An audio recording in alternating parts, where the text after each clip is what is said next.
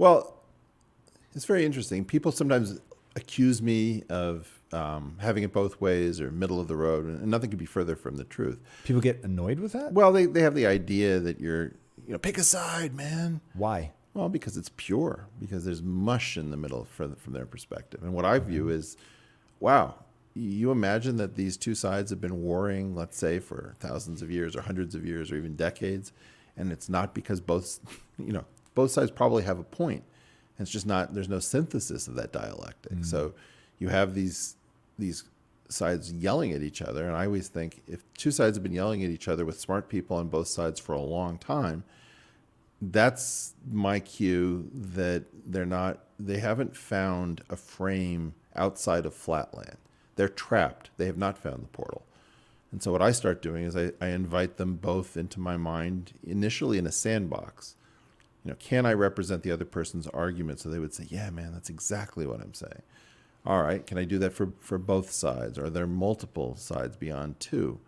And so once you sort of have all of these things playing in your head, then you start saying, okay, I'm going to make an outreach from one sandbox to the other. What if I'm convinced that there is no God, but that religion is super valuable?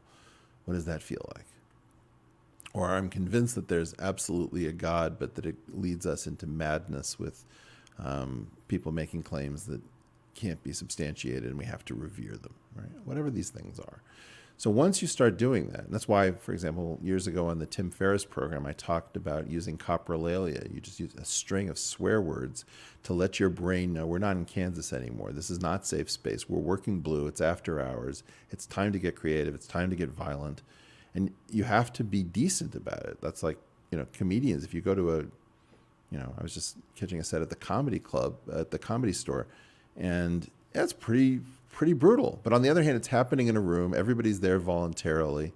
And in general, there's a limit to how bad it's going to get. Mm.